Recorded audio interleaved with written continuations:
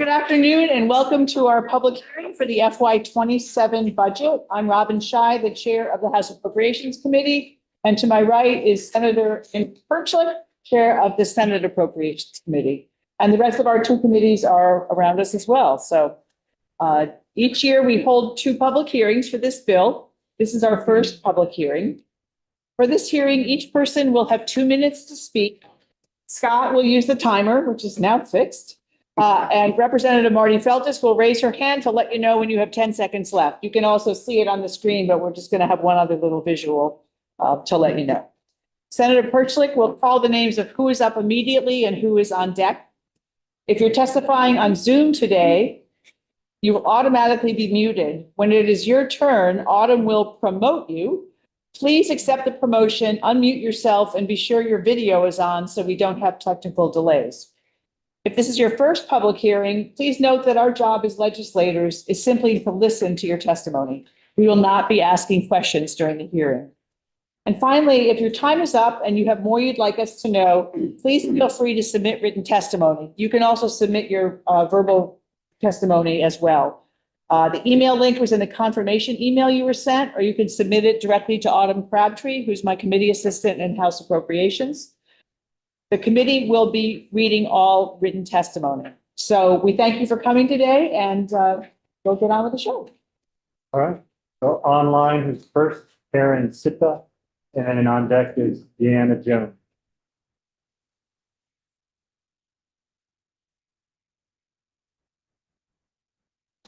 Howdy. Before I begin my 2 minutes, may I ask what was the delay? A technical situation. Oh, okay, because I'm not African American in Vermont, I'm just like, I just worked really hard to get on Caucasian time. I'm just like, what is the abnormality? I was confused. All right, let's begin. Thank you so much. Is my timer on? I want to see it. Yes, it's on. I don't, okay, I can say it now. Okay, thank you so much. I'm here once again fighting for Vermonters because I'm just confused why others are not. There's various reasons. They're always trying to find ways to say that I'm a mercurial young girl, but I'm not. I'm just a U.S. citizen, which is a great position to be. I'm once again trying to warn the state on their really best interest to be nice to me in various ways, because, the flood came in Montpelier and most people ask me, how come you weren't affected? I can't be affected because I'm constantly prophetically telling the state their best interest. And if they choose to, not listen to me and a flood comes, that is not of my error. That is of something of an act of God, one would claim. And the reason why I'm off duty, not camera, because I always talk about my beauty, especially in federal court and state court, and no one counters it. So therefore, I think it's a great legal argument and no one challenges me. So I come here using my beauty often, especially my beauty that we're supposed to protect, that the state song talks about.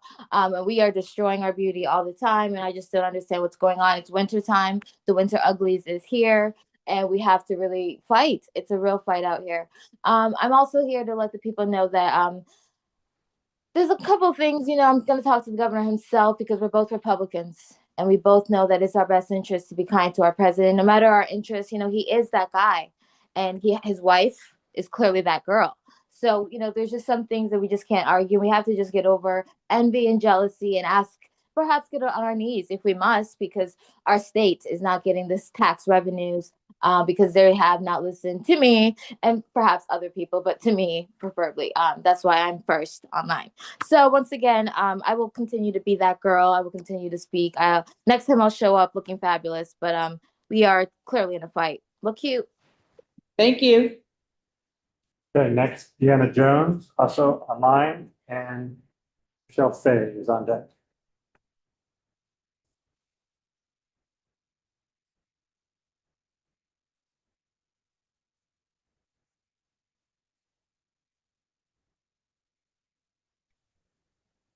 Hi, thank you so much. My name is Deanna Jones. I'm the director for the Thompson Senior Center in Woodstock, Vermont.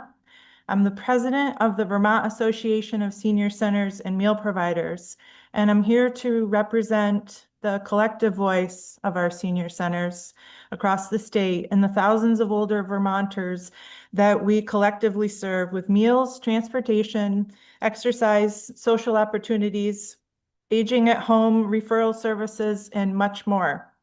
I'm here to tell you that we, your community-based service providers, are doing more with less than ever before, and many of us are struggling to keep up with demand. With the growth in our aging demographic, combined with their personal expenses, we see many more older adults each month, and thousands of Vermonters rely on our meals as their main meal of the day. In Woodstock alone, we're seeing 20 new people through the doors every single month. And even in an area where we often hear that there isn't as much need, we delivered 25 bags of Veggie Van Go produce this week, which we do every month. Look around the state and you'll see this is happening over and over. In Lamoille County yesterday, they packed grocery bags at the Johnson Food Shelf, which they do every month to deliver to homebound recipients. While we were grateful that there was state and Medicaid funding that was added to help fund Meals on Wheels in 2025, it amounted to about 60 cents per meal. And while that may seem like a lot, it has not kept up with the growth in costs and staffing. Things like fresh fruit that are necessary to meet dietary requirements are $5 and $6 more a pound. And with the caps that are in effect, will be effectively reduced to less funding than we were even prior to that increase. We receive no other direct state or federal funding for meals and other services other than this per meal amount, and we have to fill in the gaps ourselves. Thank you for this Thank you. Your time. opportunity. Please submit the rest of your testimony. Thank you very much. Up next, here, Michelle Fay, and then on deck, Becca Warren. Hi, I'm Michelle Fay with Voices for Vermont's Children, and I'm here speaking on behalf of the more than 6,000 kids who depend on Reach Up for their survival. Reach Up isn't automatically adjusted for inflation each year, so rather than acting as a safety net, increasingly it's become a sinkhole. The legislature last increased the benefit 5 years ago to a level that is still less than 40% of what DCF calculates as a bare bones survival budget. Costs continue to rise, and the impacts of federal policy decisions are landing hardest on people in poverty. Families with low income spend a higher share of their resources on essentials like food, housing, clothing, transportation, and utilities than families with higher incomes. Looking at a household budget for families receiving Reach Up, you will quickly see that the math doesn't add up. Parents have to piece together a patchwork of supports instead of focusing on their long-term financial security and on the needs of their kids. Shortchanging Reach Up drives families into impossible situations and puts them at high risk of homelessness and engagement with family services. The maximum monthly grant for a parent with 2 children is $880, and that includes $268 for housing. Only about a third of Reach Up households live in subsidized housing. More than 100 are in the GA Motel program right now. We will gladly go into this in more detail in policy committees, but research on child poverty is clear. It is detrimental to children's development. It leads to worse educational outcomes, reduced earnings, and poorer health across their lifespan. These impacts make our communities less safe, healthy, and vibrant, and the downstream consequences are extremely costly. It's not in the state's interest to hold thousands of kids in deep poverty, but unless the legislature acts, Reach Up's impact will continue to shrink, serving a smaller share of families in poverty each year and meeting an ever smaller percentage of children's basic needs. Please stop the sinkhole from getting any deeper by increasing the Reach Up appropriation. Thank you. Thank you. Up next, Becca Warren, and on deck, Jonathan Williams.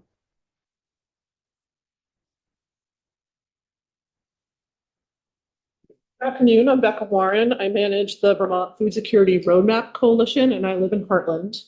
Thank you for the opportunity to testify today about our coalition's budget request, which are part of implementing Vermont's food security roadmap to 2035. Vermont has a long legacy of being a leader in policy that moves us toward food security for all in our state. We are facing new headwinds together, but with your leadership, our collective action can still be successful. The details of our appropriation requests are in my submitted testimony, and our requests weave together strategies that ensure that there is food in Vermont and that everyone in Vermont has food. Our Food Security Coalition is requesting appropriations that maximize federal funding, strategic state investments. No state can replace every federal dollar that is being lost, but Vermont can design policy that ensures the best outcomes for Vermonters at this moment. we ask you to appropriate needed funds to continue administration of SNAP 3 Squares Vermont, to support Vermonters with benefit assistance for their applications, and to ensure our youngest Vermonters have access to nutritious food and places of care. We ask you to fully fund the Land Access and Opportunity Board to use their statutory powers to help food security be achieved for everyone who lives here. Vermont's food security depends on our viable agricultural sector. Our coalition requests appropriations that support local food for Vermonters today, as well as supporting farmers as they face new climate realities and helping us all be ready to respond in food-related emergencies. Again, our appropriation requests are weaving together strategies, Vermont-style strategies, that ensure that there is food and that everyone has food. Our detailed appropriations are in my submitted testimony, and I deeply appreciate the leadership you have shown on food security. And I know that together we can make our reality a food secure Vermont by 2035. Thank you so much for your time. Thank you. Next, Jonathan Williams. On deck, Cindy Dunn. Good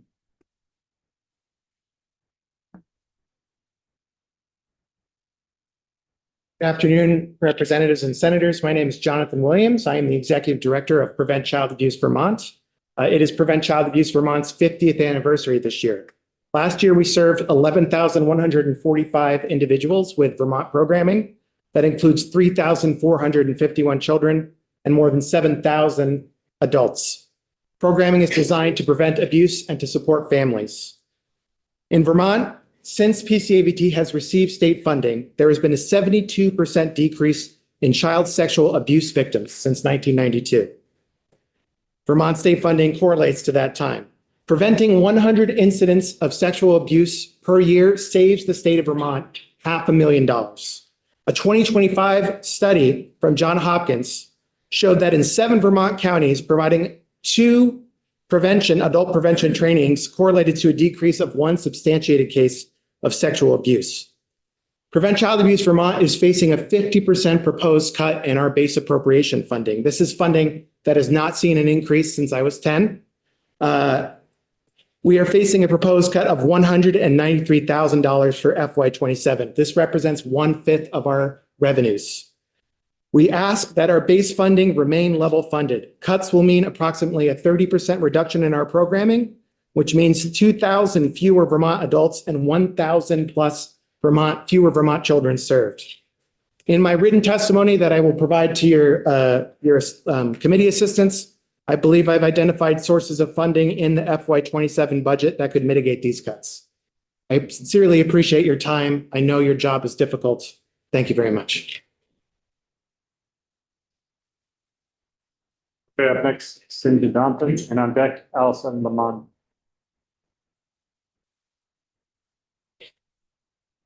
I work in the elder care department at Rutland Mental Health, providing care to homebound seniors throughout Rutland County. And I'm here to advocate for more funding for the program because it's underfunded and has been since its inception. We've lost so much money that several counties no longer have an elder care program. The reason why this program, in my opinion, besides the human cost, which, I mean, we're basically working with people who are overlooked, isolated, and have very few supports. It is very, very expensive to ignore the mental health of people.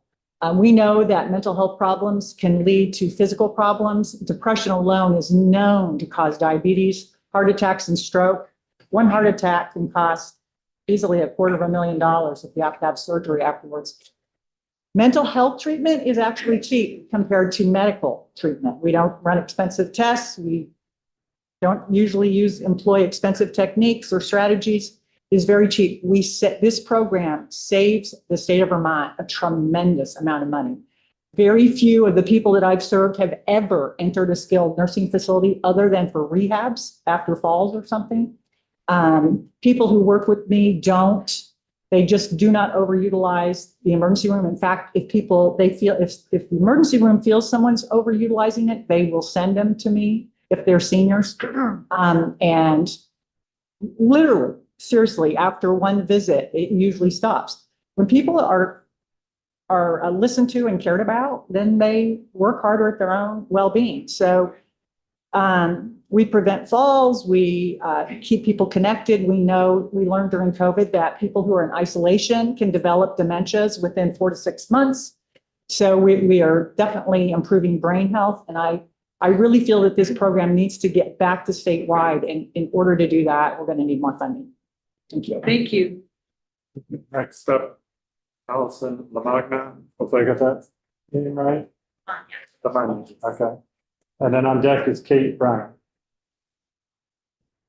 Good afternoon. I'm Allison Lamagna, Executive Director of Vermont 211. I'm here today because the governor's proposed FY27 budget reduces Vermont 211's funding by $332,000. We are requesting that the legislature sustains level funding for Vermont 211 at $1.6 million in FY27, consistent with FY26. Vermont 211 is the front door to Vermont's health and human services system, providing confidential, non-judgmental support and accurate, up-to-date information on resources statewide.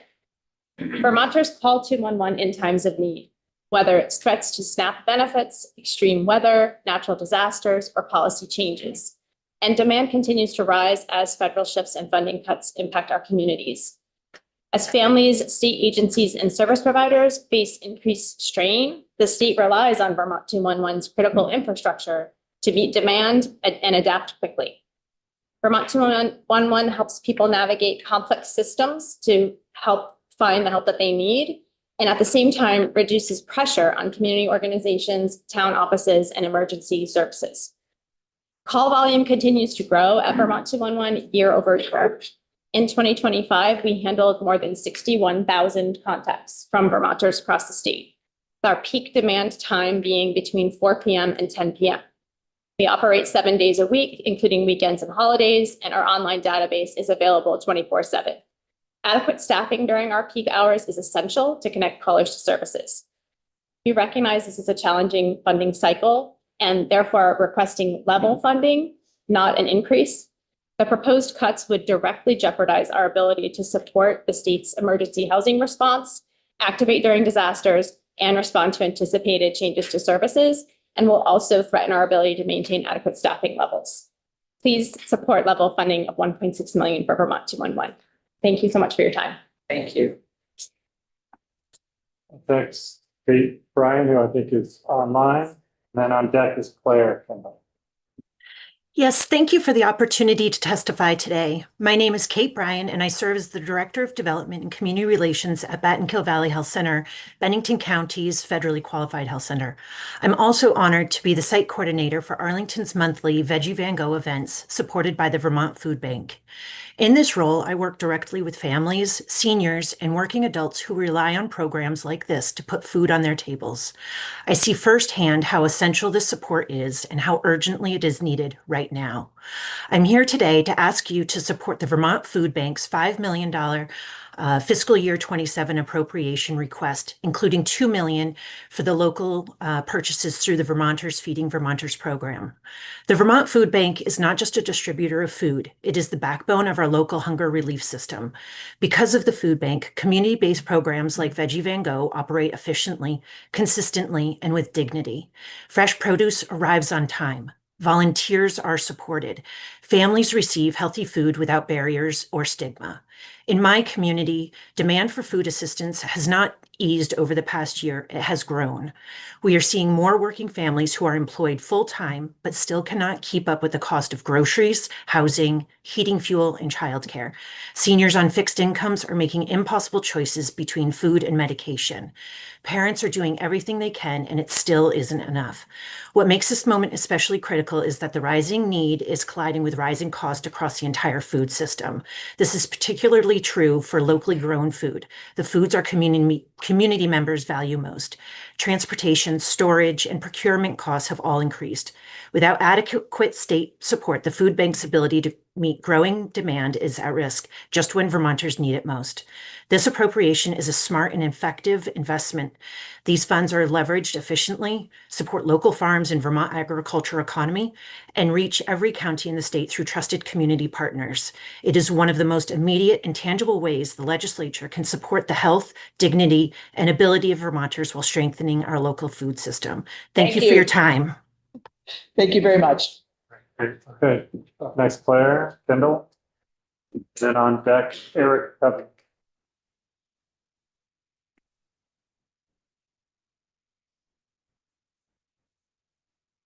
Good afternoon. Thank you for the opportunity to testify before your committees today. My name is Claire Kendall, Executive Director of the Family Center of Washington County in Montpelier, and my testimony today is on behalf of the Vermont Parent-Child Center Network. The PCCN budget request is for an increase to our integrated grant appropriation by $1.88 million for Vermont's 15 parent-child centers. The 15 parent-child centers located across the state are service hubs for families with young children, an actual place in the local community where families are always welcome and can get the supports they need, regardless of income or family circumstances. Families are coming to our PCCs with more complex needs that include economic challenges, mental health issues, substance use, housing instability, in addition to supports they need raising their children. Losing Medicaid and SNAP is devastating for families. Helping people apply for benefits is a critical role that PCCs play now, and we want to play more of a role.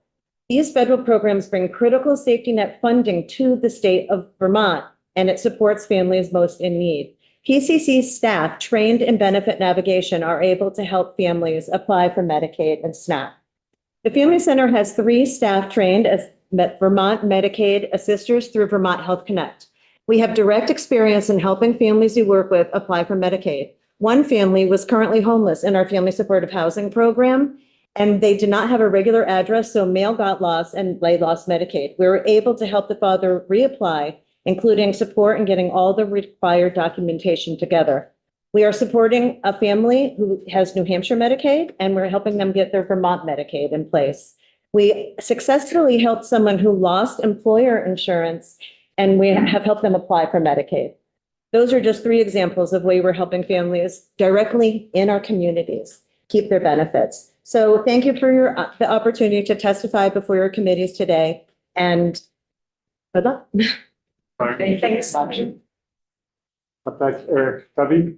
And on deck, John Sale.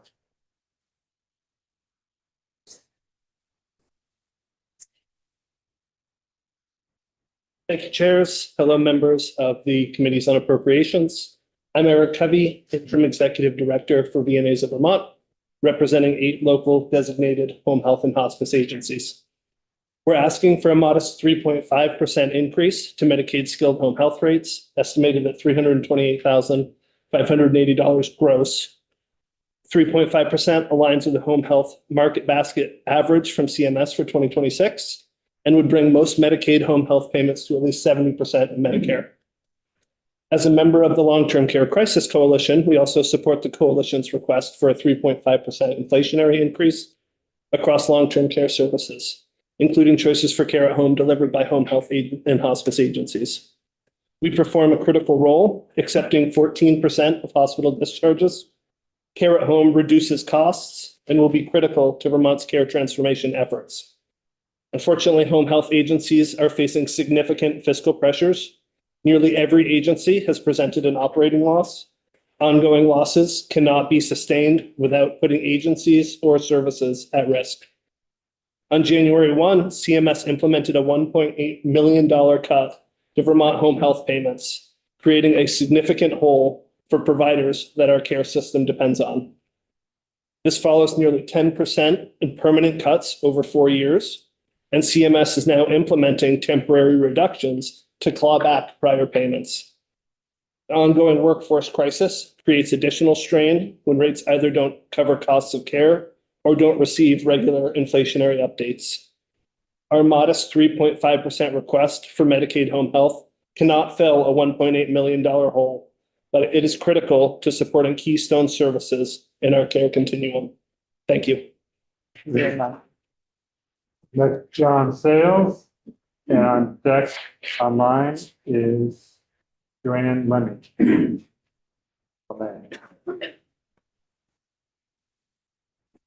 Good afternoon. My name is John Sales. I am CEO of the Vermont Food Bank and I live in Montpelier. When the state of Vermont steps into leadership for food security, our collective action will be successful. Vermont Food Bank is seeking a total of $5 billion in FY27 for three purposes. $2 million to fully fund the Vermonters Feeding Vermonters grant program at the Agency of Agriculture, Food and Markets. $2 million to fund food and services going directly to local food shelves in all of your communities and meal sites across the state. And $1 million to fund responsive readiness to ensure food and water is available during natural and man-made disasters and emergencies. Vermonters Feeding Vermonters uses state grant funds to purchase Vermont-grown and raised foods that are distributed through food shelves and meal sites and in Vermont Food Bank direct distribution programs like Veggie Van Go, which you've heard about. The full $2 million will allow purchases from hundreds of Vermont farms and distribution to tens of thousands of our neighbors. Funding directed to local food shelves and meal sites supports food purchase and distribution costs so that the flow of food can continue at existing levels. Neighbors are visiting more frequently and seeking more food on each visit. This funding gives Vermont families some needed stability in really precarious times. Finally, through Ready Response, the food bank seeks to formalize our relationship with Vermont Emergency Management to ensure that Vermont Food Bank and our community partners are prepared and resourced to address the acute needs for food and water when an emergency or disaster happens. The food bank and local partners have a unique role to play, which requires coordination and sustained funding. So thank you for considering this $5 million request. In a time of many difficult choices, basic human needs must not get lost. Thank you. Thank you, John. Up online, Joanne May, and on deck, it's Helen LeBlanc. Hi, thank you. My name is Joanne LeMay. I live in Castleton, Vermont. I work for Rutland Regional Medical Center on the Community Health Improvement Team, where I am the site coordinator for Veggie Van Go, our food bank distribution partnership with the Vermont Food Bank. I am here today to ask you, please appropriate $5 million to the Vermont Food Bank, including the full $2 million in funding for the Vermonters Feeding Vermonters program. Have you ever had to go hungry so your kids could eat? Have you ever had to make the decision to pay for fuel or buy food? Have you ever had to pay for your medications instead of buying food? These are only some of the hard choices Vermonters are making and have been making. People from all walks of life show up to the Veggie Van Go each month for the produce to supplement their limited food budgets. When one arrives for the first time, they are nervous, mortified, humbled, and then relieved when they realize it was an easier process than they feared, and grateful for the non-judgmental and friendly way they were treated while they were getting their produce. We have people who come not to pick up for themselves, to pick up shares for their neighbors, their friends, their families. People show up because they count on the fresh produce to supplement their groceries until the next paycheck. And they get even excited when they see the fresh local Vermont produce to take home. People often share with me their appreciation and gratitude because without this, they would go hungry. Without Veggie Van Go, they could not afford food from our local farms. One group of 3 elderly ladies share that they take their produce to their separate apartments, create dishes, and share the dishes not only with each other, but others in their neighborhood. Not only are they keeping themselves fed, but they are helping us do our jobs by keeping neighbors who can't make it to the food distributions fed. Please, to keep our neighbors fed, I would say $5 million to the Vermont Food Bank is priceless. So please appropriate $5 million to the Vermont Food Bank, including the full $2 million in funding for the Vermonters Feeding Vermonters program. I thank you for your time. Thank you. Thanks. Up next, Helen Levin, and on deck online is Justin Rich. Thank you. Name's Helen Laban, and I am speaking on behalf of the Long-Term Care Crisis Coalition. That's a partnership of 8 organizations representing more than 200 service providers who are engaged in different aspects of long-term care in Vermont. Long-term care services support our family members, friends, and neighbors with basic activities of daily living, such as dressing or bathing. Support can be offered in an individual's home or at facilities in their community. Coalition members serve thousands of Vermonters every day. Age is the primary predictor of whether these services will be needed in a given year. and Vermont's population is aging quickly. The Department of Labor projects the population of people 65 years old and older will increase by 45% by 2030. And if we focus just on the 75 and older population, which is most of who our members are serving, that number goes up to 80%. So that's an 80% increase by 2030. 2030 is 4 years from now. And our coalition is concerned that the governor's proposed budget reduces capacity in long-term care services at the precise moment when we need to expand that capacity. We understand the constraints of this budget year, but at the very least, we cannot go backwards. We have submitted written testimony outlining a modest, as Eric said, modest, it really is modest, request to preserve budgets for the elder care program, the day health and rehab services, enhanced residential care, tier 1, and the area agencies on aging.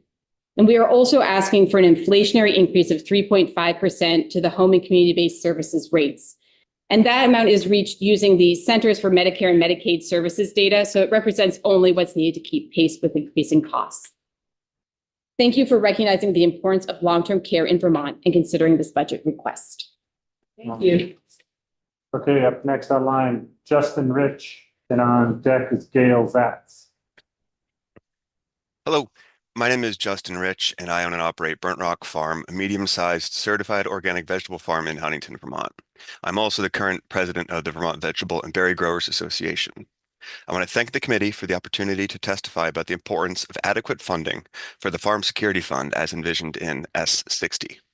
I'm asking the committee to please appropriate $15.6 million in fiscal year 2027 for the Farm and Forestry Operations Security Special Fund.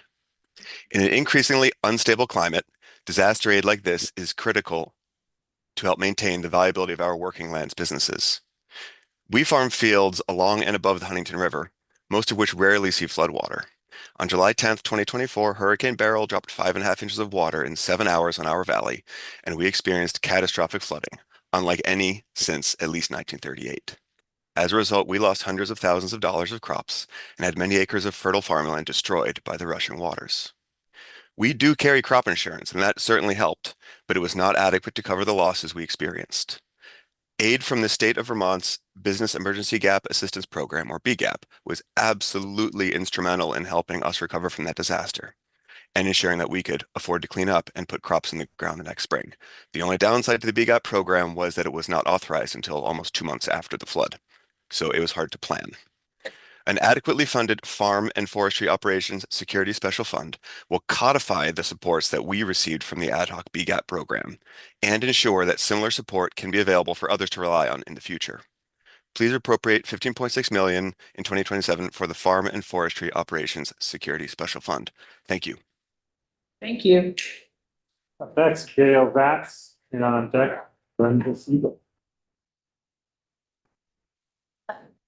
My name is Gail Zatz, and I represent the 8 service organizations. For about 27 years, both Virginia Renfrew and I have represented them, and I think that we have come before you 27 times asking for some changes in the budget language. We're still trying to figure some things out, but I would like to flag some issues. So first is the budget language. HIV and AIDS service language has resided in section E312. This year, the administration had changed it and put the AIDS service portion of that appropriation in one section and the harm reduction in another. That doesn't work well because some of the funding sources are both for AIDS services and harm reduction. So we'll provide some language to you to help to rectify that. Since the transfer of harm reduction funding to DSU, the funding stream has become extremely inconsistent and not transparent. The ASOs asked me to give a shout out to Aaron at the Department of Health and Nicole at DSU for doing the best they can. However, there are some examples of some serious problems that we are encountering.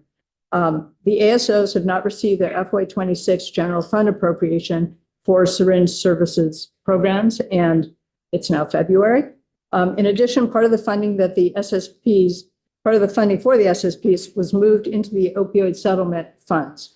That was fine, except now the administration has recommended that the FY27 OSF not include the SSP funding because they said that there was a carry forward. However, the ASOs have not received their FY26 SSP funding through that. The ASOs were also awarded a grant of $350,000 through the OSF in FY25. It's now February 2026. They have not received that grant. And finally, the department changed the grant period from a calendar year to a fiscal year. That left a 6-month gap. They were supposed to provide extra funding for that, and that has not occurred yet. So I just want to thank you so much for the support you've given us in the past. Thank you very much. We have next Brenda Siegel, and on deck online, Tamara Hodge.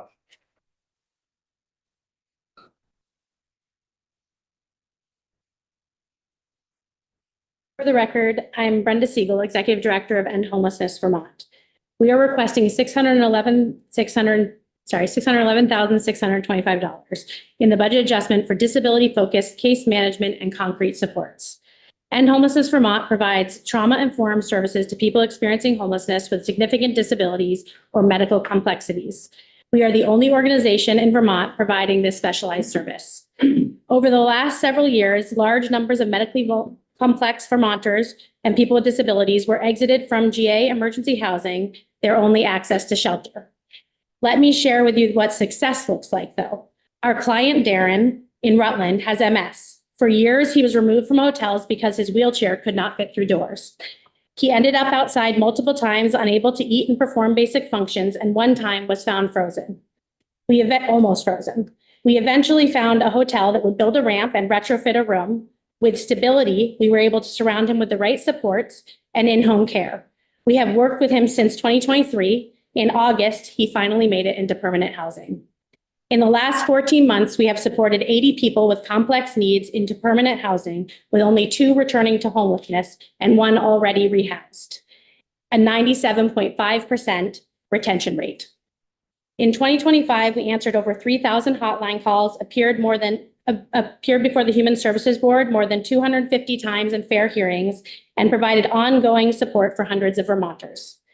This $611,625 will provide disability-focused case management, technical assistance, and the concrete supports that prevent catastrophic outcomes.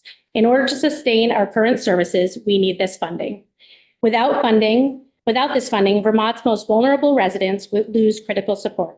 We've been successful on a shoestring. Imagine what we could do if we had the budget that others do.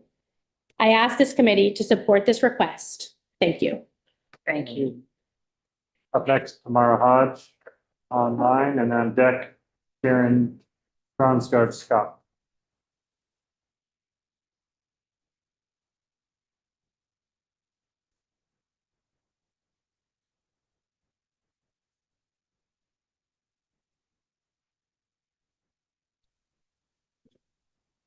Hi, can everybody hear me okay? Yes, we can. Okay, great. For the record, I am Tamara Hodge. I am the intake coordinator at End Homelessness Vermont, and I provide casework to support people with disabilities in their emergency housing and permanent housing. But as during the BAA, I am here today because I was once a client.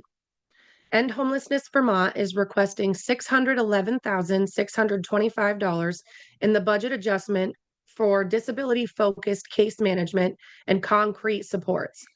This request is critical. There is no one else doing this work, and every single day, I see the success of people living with disabilities finding support that is specific to their needs.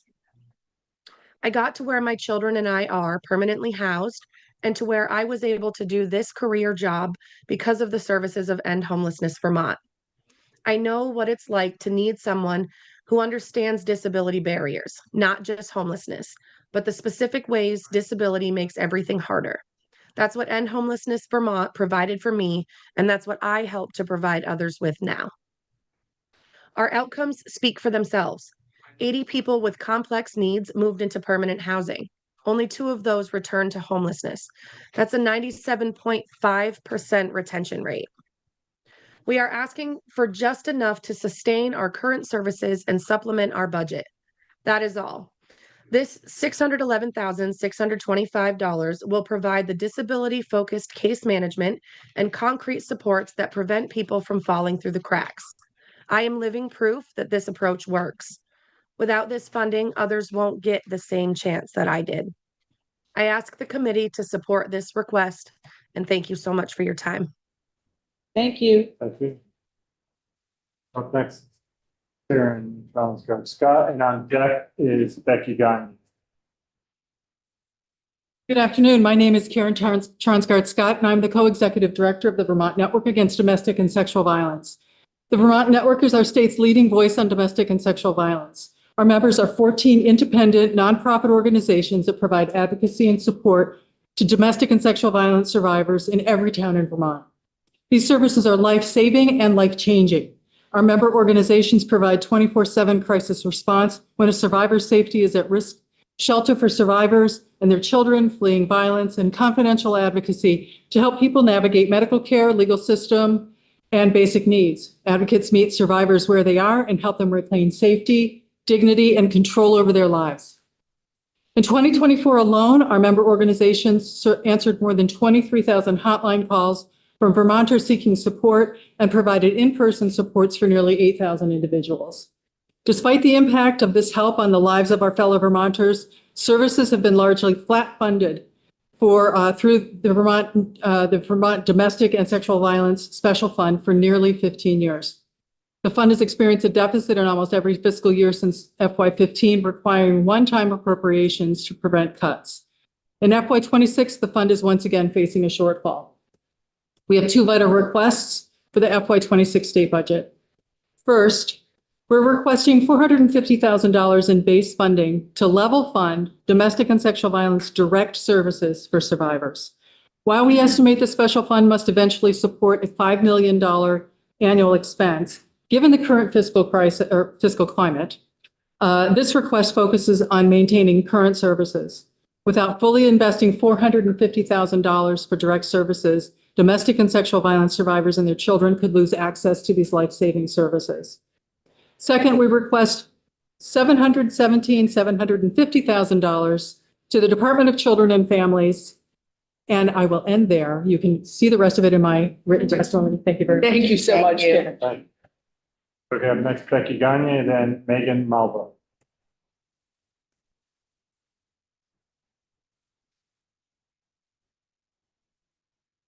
Good afternoon. My name is Becky Gagne. I'm the executive director at the Clarina Howard Nichols Center. For 45 years, Clarina has been a trusted community-based resource for survivors of domestic and sexual violence in Lamoille County.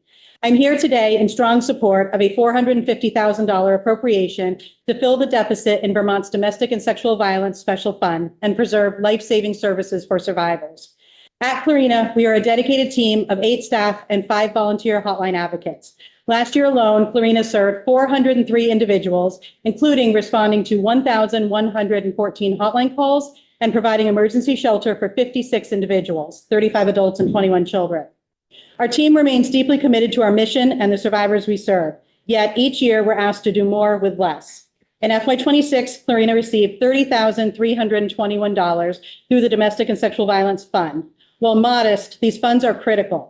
They allow us to continue to offer high-quality, trauma-informed services at no cost to survivors in Lamoille County. These services include emergency shelter, a 24-hour hotline, legal advocacy, housing navigation, medical accompaniment, and sexual assault response, and so much more.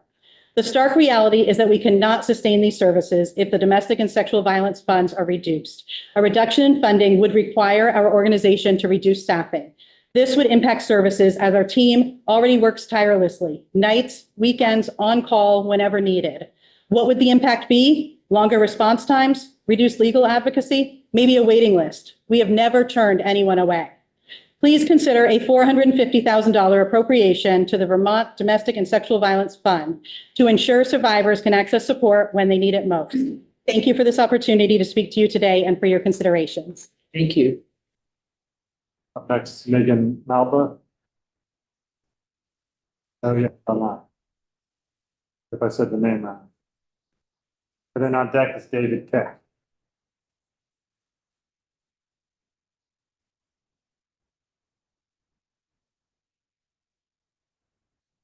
Good afternoon. My name is Megan Malbuff, and I'm a licensed clinical social worker at Northwestern Counseling and Support Services. I'm here today to ask that you ensure that the $1.5 million in reach-up funding for designated agencies cut from the governor's proposed budget is reinstated and protected. NCSS has a long-standing successful partnership with reach-up. We currently employ a full-time mental health clinician dedicated to reach-up clients, and we've recently added a reach-up wellness coach. In fiscal year 2025 alone, 63 people were served by our reach-up clinician. This collaboration exists for a simple reason. Mental health and substance use are the leading barriers to employment. The reach-up clinician role was created to meet people where they are, providing screening, assessment, coordination, and treatment planning that directly supports their success in the program. The warm handoff between reach-up case managers and our clinician helps us reach a vulnerable population that is unlikely to seek services on their own. These are adults facing serious socioeconomic barriers, limited income, transportation challenges, childcare issues, and without this model, many would fall through the cracks. Let me share one example. A 38-year-old mother of 3 with a history of significant trauma and frequent crises at home simply couldn't maintain a traditional therapy schedule. Because of the Reach Up grant, our clinician had the flexibility to keep checking in, teaching coping skills, and staying engaged until this client could fully participate.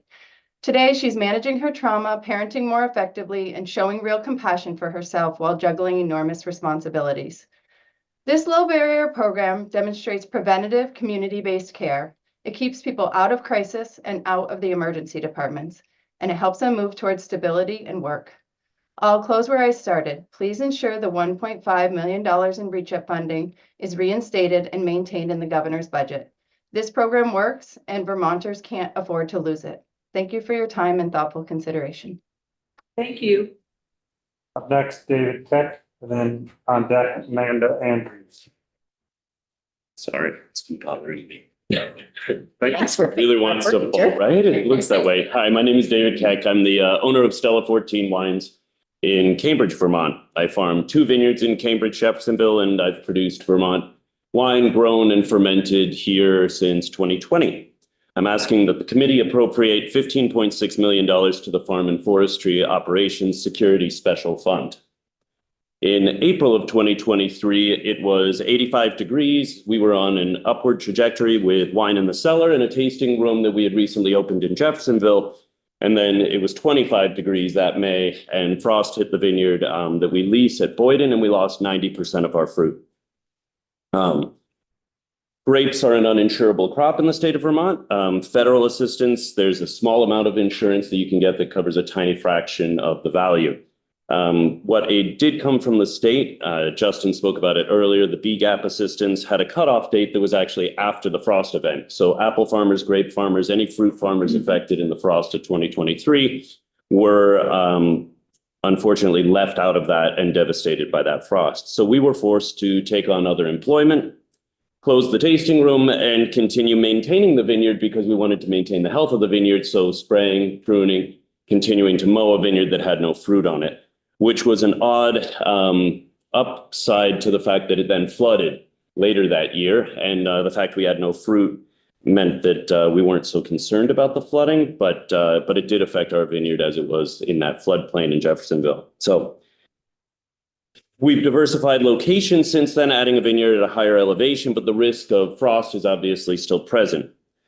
Viticulture in the wine industry in the state of Vermont is huge, and we've seen press in Food and Wine, New York Times. It continues to be a huge industry that will grow. Right now it's tiny. There's massive amounts of potential here. So please appropriate $15.6 million to this fund so that we can be proactive, not reactive, in supporting Vermont farmers after catastrophic events. Thank you for your time. Up next, Amanda Andrews, and on deck, Kelsey Steps. My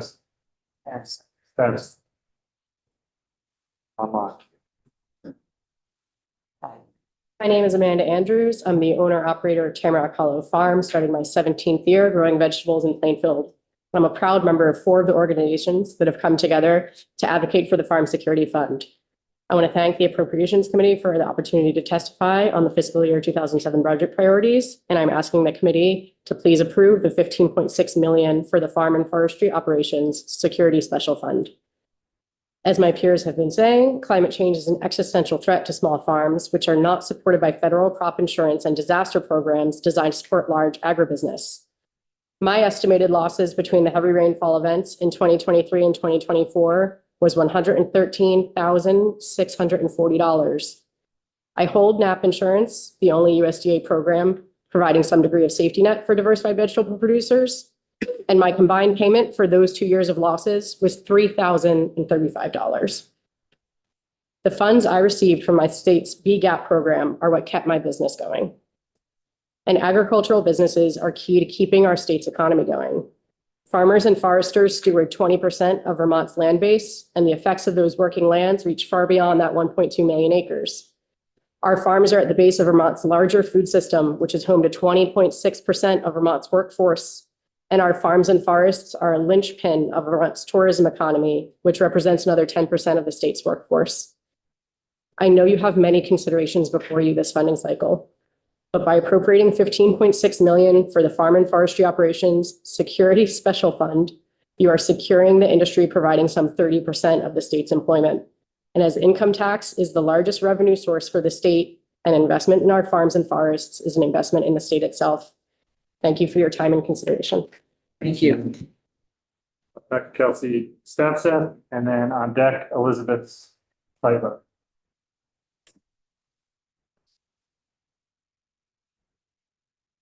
Kelsey's online.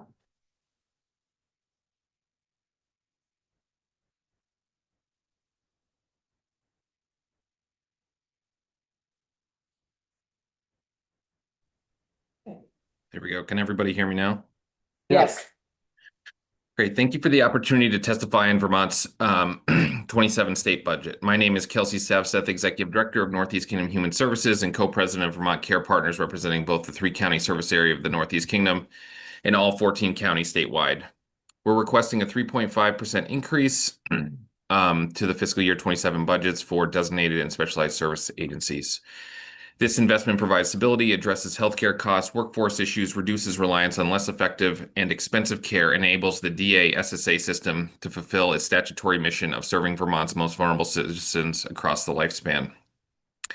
Designated agencies like NKHS are essential healthcare infrastructure, delivering affordable care where people live and fulfilling the state's obligations through our contracts with the Departments of Mental Health, Department of Health, and Department of Aging and Independent Living. Specifically for Northeast Kingdom, we opened the front porch for Vermont's first 24/7 co-occurring urgent care center, reducing ER visits. We drove over 1 million miles last year, connecting people in the ruralest part of the states to needed appointments and their jobs. We launched an intensive school-based program, keeping kids in their community instead of costly out-of-district placements. We're a critical partner to law enforcement, first responders, and hospitals. We're excellent stewards of public resources, investing in technology and data systems that maximize every dollar towards community needs, allowing us to transparently share our impact and how scarce taxpayer dollars are being used to improve the health of Vermonters. Home community-based services meet Vermonters where they are, alleviating pressure on law enforcement, EMS, and hospitals, and help contain the increasing cost of healthcare and an over-reliance on more intensive services. Investments in the past have been effectively utilized to address key needs and allowed us to fill our mission. A 3.5% budget increase in 27 is essential, not only because it supports Vermonters, but also because it addresses the healthcare and educational affordability crisis. Adequate funding for home and community-based services isn't just good for Vermonters, it's also fiscally responsible. Thank you. Thank you. Up next, Elizabeth Seiler, and on deck, Jesse Dayan online.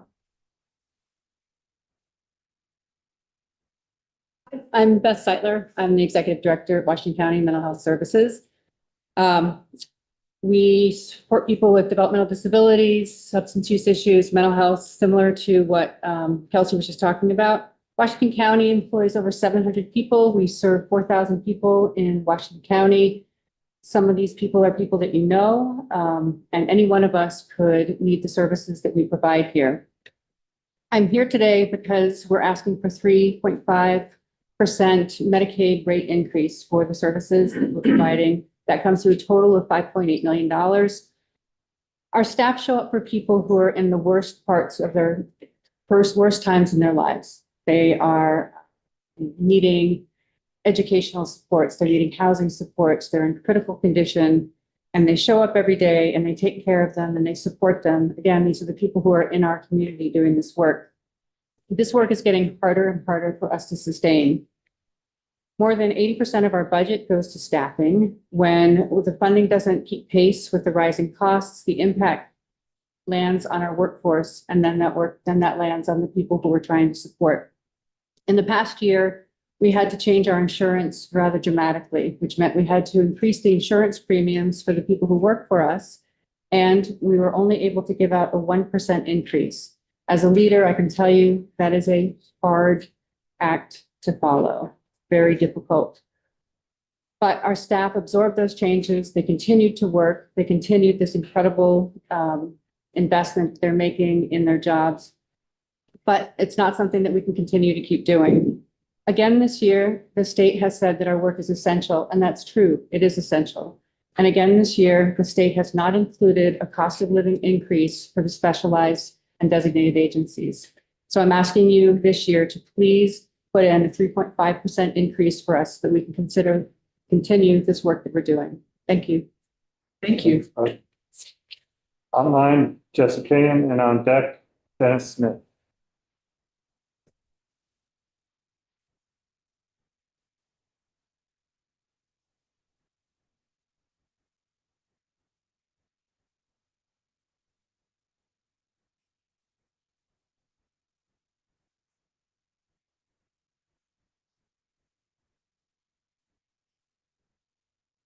Hello, thank you so much for the opportunity to be part of this process today. My name is Jesse Kayan. I live in Brattleboro, and I'm a co-owner of Wild Carrot Farm. I'd like to urge you to appropriate $500,000 for local food security programs like Crop Cash Plus, and the Farm Share program. Our farm and the community of customers that we serve have benefited from these programs for over 13 years. The Farm Share and Crop Cash programs have allowed hundreds of low-income Vermonters to participate in our CSA and shop in our farm stand who would not have been able to do so otherwise. Each year, our farm has leveraged more than double the state funding through private fundraising and cost shares. More than any other state program, this appropriation has a real impact on our farm's financial viability and our ability to further food security in our community.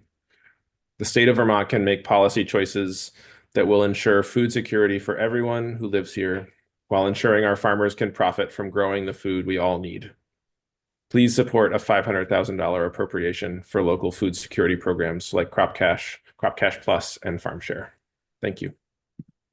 Thank you. Smith, and on deck, Gabby Orson. Hi, good afternoon, everybody. It's good to see some of you. I want to thank you for having me. My name is Denise Smith, and I'm the Executive Director of the Vermont Council on Rural Development. The council is an organization that's been around for 30 years, and we work with rural communities throughout the state. Today, I'm here representing two investments that I'd love this body to consider. The first is a request for further investment in our working lands of $5 million.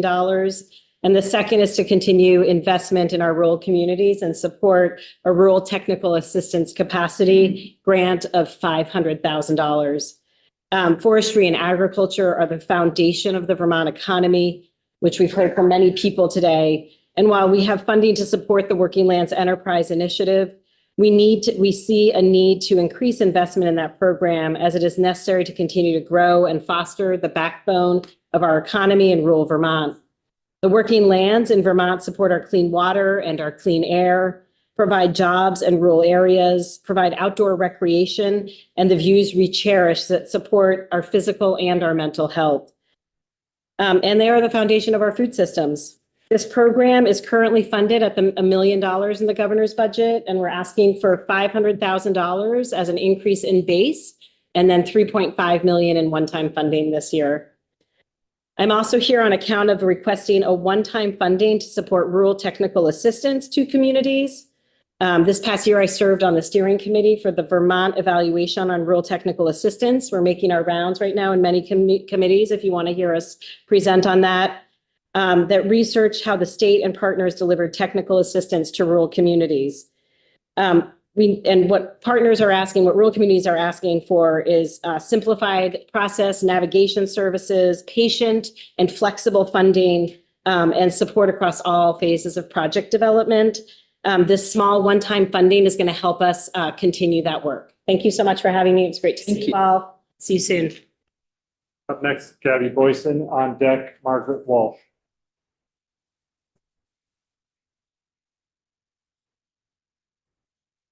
Hi, everyone. My name is Gabby Boyson, and I live in Burlington. I'm the Food Access Manager at the Interville Center, and we are a member organization of the Food Security Roadmap. Through my work at the Interville Center, I hear stories from families every week who cannot afford to eat the food that they need and deserve. The roadmap shows us how to ensure everyone in Vermont has the food they need. Please support the following budget requests to keep us on the road to food security. To maximize federal funding with strategic state investments, please appropriate an additional $6.3 million to ensure continued state administration of 3 Squares Vermont. Please appropriate $182,000 to incentivize the sponsor organizations of the Child and Adult Care Food Program. Please appropriate $4.95 million to service providing organizations to expand capacity for benefit assisters for SNAP and Medicaid. To support local food security, Vermont farms and food producers, please fully fund the Land Access and Opportunity Board at $3.2 million. Please appropriate $500,000 to NOFA Vermont to support the Crop Cash Plus, and Farm Share programs. Please appropriate $5 million to the Vermont Food Bank to ensure responsive readiness in emergencies and support food purchase and distribution.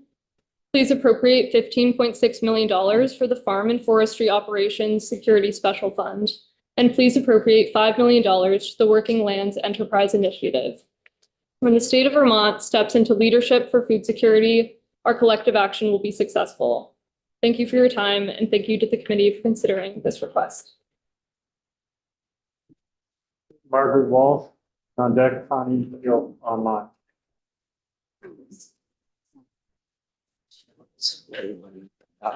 Good afternoon. My name is Margaret Walsh, and I'm the Director of the Parent-Child Center at Northwestern Counseling and Support Services. Thank you for the opportunity to speak today on behalf of Vermont's PCC network and the families we serve. The VPCCN budget request is for an increase to Vermont Parent-Child Center Network's integrated grant appropriation by $1.88 million for Vermont's 15 parent-child centers. Parent-child centers are written into Vermont statute as a statewide coordinated network delivering 8 core services to families with young children. One of those services, access to concrete supports, is foundational to all the others. Concrete supports are defined in statute as community services and resources that address immediate family needs and contribute to long-term well-being. Locally and as a statewide network, we are seeing a clear and measurable increase in need. Requests for PCC-based concrete supports have increased 28% in the past year. At NCSS, funding for concrete supports is used to prevent evictions and utility shutoffs, provide essential clothing, support transportation for children with complex medical needs, and stabilize families before challenges escalate. Research consistently shows that material hardship increases parental stress and negatively impacts early childhood development, while access to concrete supports reduces risk factors for maltreatment and improves long-term outcomes. Our staff are currently supporting a single mother of 3 who lost her housing last fall. Since then, she and her children have experienced homelessness and multiple hotel placements. Throughout this time, our PCC has provided both trusted case management and concrete supports, which help to meet her family's basic needs, reduce stress, and maintain stability during an incredibly uncertain time. For these reasons, I urge you to increase the Parent-Child Centers Network's integrated grant by $1.88 million. Thank you for your time. Thank you. Online, Connie Beal, and on deck, Autumn Moan.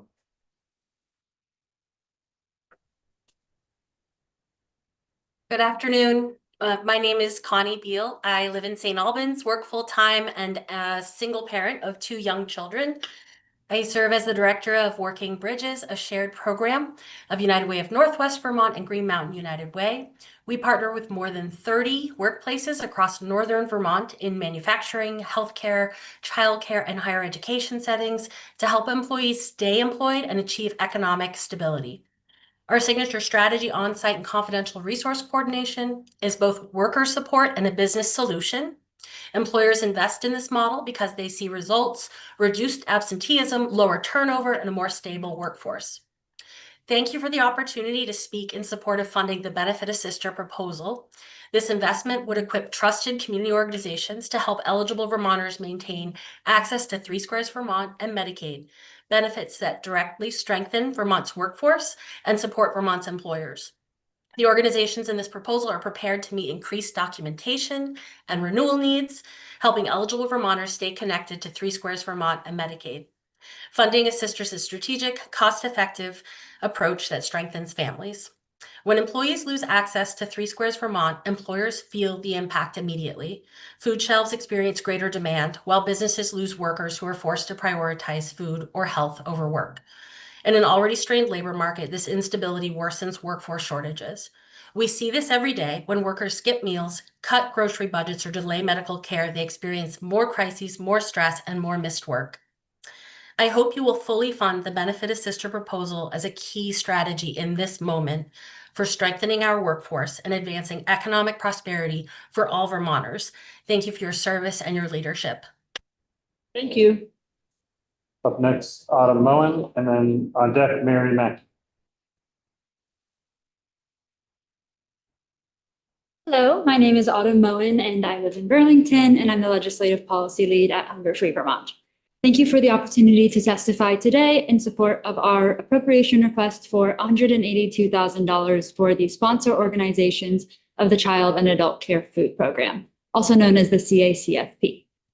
The CACFP is the most equitable way to provide nutritious meals and snacks in early childcare settings because it makes sure that children receive the same developmentally appropriate nutrition. In order to participate in the CACFP, family child care homes must have a sponsoring organization. And so this means that without sponsoring organizations, family child care homes can't participate in the program at all, and the children that are in their care may not be able to access developmentally appropriate nutrition, meals, and snacks that they receive in their care. In recent years, we've seen a decrease in the number of CACFP sponsor organizations. Right now, we only have 3 for the entire state of Vermont. So that's Capstone Community Action, Brock Community Action, and Winston Prouty Center for Child and Family Development. Now, these 3 sponsor organizations cover the entire state, which consists of a large administrative burden to geographically cover the entire state and do 3 site visits every year. The federal administrative payments for CACFP do not adequately cover the administrative costs of running this program. In fiscal year 2026, the legislature appropriated $150,000 to support these sponsor organizations. What we've seen is that all 3 were able to stay on and continue doing this really important work as sponsors of the CACFP. And we even had a 4th organization reach out with interest in joining as a sponsor organization of this program. And so with this continued investment into the sponsors of the CACFP, we can expand the CACFP for family child care homes, getting even more nutritious meals and snacks to Vermont kids. Thank you all. Thank you. Mary Mackey, and on deck, Tanya Mason.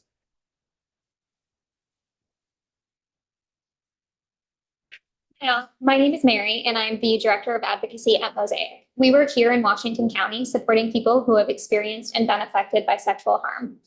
I am here in support of a $450,000 appropriation to fill the deficit in Vermont's Domestic and Sexual Violence Special Fund. This request is not abstract for us. Right now, when someone calls, we answer. This funding helps ensure that we can continue to do that 24/7. If these funds are reduced, we will not be able to maintain our current level of service. It would mean fewer advocates to respond to things like rape, trafficking, and child sexual abuse, and limited capacity, limiting how quickly and comprehensively we can meet survivors wherever they need us, whether that be on the helpline, in hospital rooms or police stations, in courtrooms, in coffee shops, and even in classrooms and schools. Pulling back funding will deepen harm across our community. At the national level, funding streams are shrinking, victim protections are eroding, and leaders are appearing in really troubling places. When national systems falter, state leadership matters even more than ever. This appropriation is more than just filling a deficit. It's about affirming that the work that we do is essential. It's about investing in our organizations at a level that allows us to serve survivors well. Level funding is not the same as adequate funding, but it would maintain our current capacity. We cannot sustain these essential services on commitment alone. We need resources that match that responsibility. Vermont has long said that we value safety, dignity, and accountability, and this appropriation is a chance to demonstrate that those values are real. At a time of very public reckoning about power and harm, we don't always like to admit it, but a budget is a values document, and this is a moment to make those values visible. Thank you for your time and your consideration. Thank you. Connie Mason, there she is, good job. And then on deck, Mark Small. Good afternoon, chairs and members of the committees. Thank you for the opportunity to testify. My name is Tanya Mason. I am the DS Director at Howard Center, representing the designated and specialized service agencies. I am asking you to support a 3.5% inflationary increase for the DA SSA system of care. Howard Center delivers required essential community-based services and crisis response for Vermont's health system. Every day, we provide mental health, substance use, and developmental services to people across our region, regardless of complexity, acuity, or ability to pay. Our dedicated staff support through their most vulnerable moments, delivering mandated, person-centered services while maintaining community safety and creating meaningful opportunities for growth and independence. More than 80% of our costs are personnel related, which means inflation directly affects our ability to retain staff, maintain essential coverage, and meet our mandated responsibilities safely.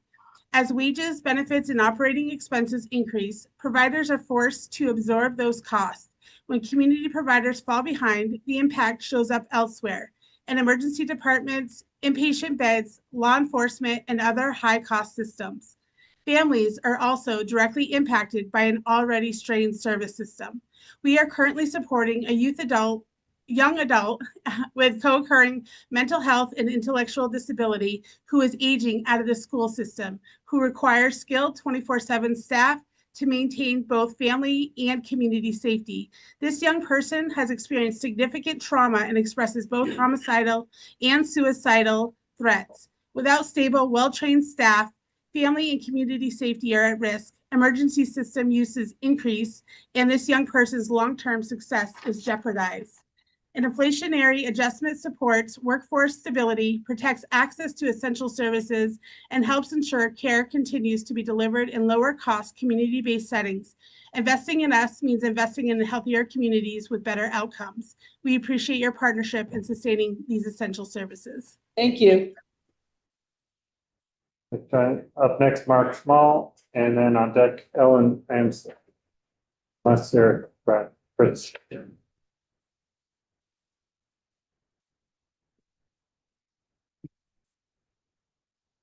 Hi, my name is Mark Schmall. I've worked at Washington County Mental Health Services for the past 39 years. For most of that time, I served as director of the counseling services in what's now known as the Intensive Adult Mental Health Program. For the past 25 years, I've also coordinated our elder care program. I'm here today to ask that the $349,763 proposed for elimination in the FY27 budget be restored. Elder care is essential mental health care for older Vermonters. The elder care program has long been one of the most effective ways to reach older adults who cannot access traditional office-based care. Many of the people we serve are homebound due to medical conditions, mobility limitations, and cognitive decline. Without elder care, they would receive no mental health support at all. Over the years, funding reductions have steadily weakened the program. At its peak, WCMHS had 3 elder care clinicians providing outreach across multiple counties, serving approximately 130 older Vermonters each year. Today, due to funding reductions, the program has been reduced to a single half-time clinician working 20 hours per week with the capacity to serve only 20 to 25 people. At the same time, Vermont's older population is growing. The mental health needs associated with aging, including isolation, depression, grief, and cognitive decline are increasing. Reducing elder care further will leave vulnerable Vermonters without access to care at a time when they need it most. Elder care allows older Vermonters to remain stable, maintain their dignity, and continue living in their communities. Without it, many will struggle alone and some will require more intensive and costly care. Some will wind up unhoused or at risk of that outcome as the elder care program provides stability to assist in this significant area. I respectfully ask you to restore funding for the elder care program, and I thank you for your time and consideration. Thank you. 39 years. So we're a couple people aren't here, so we're going down to Ellen Amstutz, and on deck is Nicole Miller. Hi there. Thank you for the opportunity to testify today. My name is Ellen Amstutz. I'm director of the Vermont Parent Child Center Network. The network brings together the state's 15 child centers, which are established in statute to work collaboratively to provide 8 core services for families with children under the age of 6. We are requesting a $1.88 million increase in the statewide parent-child center integrated grant so that we can sustain this critical work and respond to the increasing challenges Vermont families are facing. Since our full implementation as a network in 2024, we've made steady progress in establishing shared standards, strengthening our accountability, and aligning our work to meet local needs while achieving statewide impact. I want to just highlight a few of our outcomes this past year. We've served 22,000 parents in Vermont. That's an increase of over 3,000 parents over the previous year. As economic stability for many Vermont families has become increasingly fragile, PCC's provided 4,220 families with concrete supports. That represents a 28% increase over last year. We have reached 1,707 families through our Welcome Baby supports. That's reaching about 1/3 of all of the babies born in Vermont so that their parents know about the supports available that we can provide. We're continuing to build the parent-child centers as a cornerstone of Vermont's system of care for families and young children. Parent-child centers are key providers of state services, including children's integrated services, licensed childcare financial assistance programs, and other state services. Sustaining this role requires stable and adequate investment. We're asking the legislature to support our full request of $1.88 million to increase the integrated grant so that we can continue to build PCCs as a partner in supporting Vermont's families. Thank you. Thank you very much. Up next, online, Nicole Miller, and on deck, Connor Timmons. Hi, can you all hear me okay? Yes. Great, thank you. Good afternoon. My name is Nicole Miller, and I'm the Executive Director of Vermont After School, a nonprofit organization that works to strengthen after-school and summer programs, empower youth, and expand access so that any child or youth in Vermont who wants to attend a program can do so. Thank you so much for the opportunity to speak with you today. I am happy to see that the governor continues to ensure that the after-school and summer special fund is fully funded. I also support the agency's proposed budget language request. I hope that the legislature will ensure that the full allocation continues to go to the after-school and summer special fund as well, demonstrating Vermont's commitment to ensure that all youth in Vermont have access to after-school and summer programming at low or no cost. Additionally, Vermont After School supports the Vermont State Youth Council through a grant agreement with the Vermont Department of Health. The council is currently funded through the Department of Health's federal funding, and given the uncertainty and challenges of federal funding at this time, I wanted to flag that this is a potential challenge as it could change at any time. The FY27 costs for the State Youth Council is about $140,000, which includes youth stipends, mileage reimbursement for themselves to travel to meetings, meeting venues, website fees, and Vermont After School's administrative and technical assistance, such as staff time to coordinate council and committee meetings, logistical support, being a liaison for the council, processing stipend payments, and more. This funding is essential for the council to continue providing a direct avenue for youth to have a voice in policymaking, creating a more inclusive democracy in Vermont. Every year, we see more requests for the council to meet with policymakers and state leadership. However, the council and Vermont After School are both concerned about the instability of federal funds and increasingly about the potential censorship based on federal changes. The council is requesting its appropriation of federal funds be replaced by state funding for FY27. Thank you. Thank you. Up next, Connor Timmons, and on deck, Jonas Spivak. Good afternoon. Thank you so much for listening to everyone today. My name is Connor Timmons. I'm the Executive Director at Home Share Vermont. I'm seeking your support for the continuation of a $235,000 funding parcel that you folks approved last year. You may recall I was sitting here last year asking for this for our expansion project into the Northeast Kingdom and Windham County, and we're going to talk about that. Just as a recap, Home Share Vermont is a program that matches older Vermonters with older Vermonters with disabilities, or anyone with extra space in their homes with folks looking for an affordable place to live. Guests provide some form of household support like shoveling, transportation, or very often a just-in-case presence in the home in exchange for reduced rent. We run 6 background checks, 3 reference checks, and conduct lengthy interviews for all participants so they can be considered for a match. Critically, our program also provides ongoing support for all participants. Our expansion plans have moved forward at a good pace. We've made progress relatively quickly, just as we expected we'd be able to do. We've onboarded and trained a complement of new case managers from our partner organizations at Wyndham Windsor Housing Trust and at the Northeast Kingdom Council on Aging. We've conducted dozens of outreach events in our new service areas, and I'm excited to report that participation numbers are stronger than expected, and continue to trend in the right direction. Our model requires, however, that case managers conduct regular check-ins to make sure that all parties are safe and that all arrangements are being honored. That accountability and peace of mind that comes with ongoing support is critical to the success rates we've seen over the last 43 years of operation. As such, once we've opened an area and begun making matches, we're not in a position to simply close down a region, a town, a county where we have matches actively. Expanding home share services statewide has been suggested by lawmakers for many years and has most recently been singled out as a strategy in the Age Strong plan. And I'll also note that our need will go up as cuts go down or up as well. So we consider this need essential in the next couple of years. Thank you very much. Okay, they're already ready to go. And on lead deck, Matt, last but not least, Donovan Arnold. Hi, my name is Jonas Spivak, and I'm one of 14 commissioners appointed by Governor Scott to serve on the statewide 250th Anniversary Planning Commission. My request may feel a bit out of place as it relates to history and commemorations rather than health or social services, but as many of us in this room will not likely be here for the 300th anniversaries, this is literally a once-in-a-lifetime request. Our commission began work in 2020, and last year was our first of 3 anniversary years. Why 3 years? We had to start in 2025 because that was the 250th anniversary of the capture of Fort Ticonderoga by Vermont's Green Mountain Boys, America's first offensive victory in the American Revolution. This year, of course, is the 250th of the Declaration of Independence, and like the rest of the country, we will be commemorating that anniversary.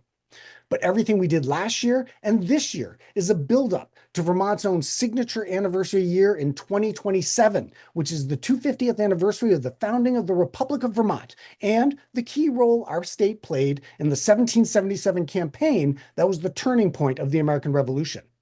The fact is, we have amazing stories to tell. Our state was born in the crucible of the American Revolutionary War and played a major role. Our story is more diverse than commonly known and can unite us. Finally, we will use these anniversaries to shine a spotlight on these stories and increase civic awareness. Indeed, we need the lessons that history can teach us today, perhaps more than ever. There is an economic reason as well. Beyond the thousands of visitors who will come to these commemorations, it's an opportunity to educate our youth as well as our citizens in general, to build and inspire a pride of place that will keep young people and their future families in our state.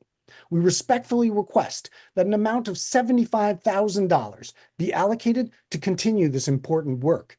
Thank you very much for your time and consideration. Thank you. Next, Donovan Arnold. That would be it unless somebody else is called. Alrighty. Hello, everyone. Thank you for having me. My name is Donovan Arnold. I am from Richford, and I earned a debt-free associate's degree in accounting at CCV through the Free Degree Promise just 1 year after graduating from Richford Junior High School. I am here today because I am concerned about the part of the governor's budget that would take $15 million out of the Higher Education Trust Fund to help pay for a new facility at UVM. The building itself might be great, but using this fund to pay for it is a problem. The Higher Ed Trust Fund is meant to help low-income Vermonters to go to college by giving non-loan aid. That same $15 million could permanently fund the Free Degree Promise year over year, giving younger students a chance to have a fast-tracked free associate degree at CCV like I did. For me, this matters because by 10th grade, I had taken most of the math classes offered to me at my high school, and through the Free Degree Promise, I was able to earn a bookkeeping certificate and to do an internship with the finance team at my local health center before graduating high school. Last spring, I earned my associate degree in accounting without taking on any debt. The Free Degree Promise creates opportunities for students who might not be able to afford college, and it builds youth talent that employers need. I encourage you to use the Higher Ed Trust Fund to make the free degree promise permanent.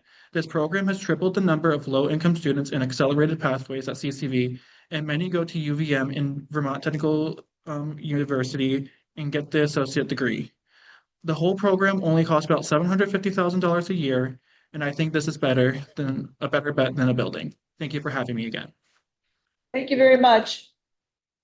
All right, everybody, that is the last that we have. Thank you all who are still here for hanging out and for participating. Our next public hearing is next Thursday,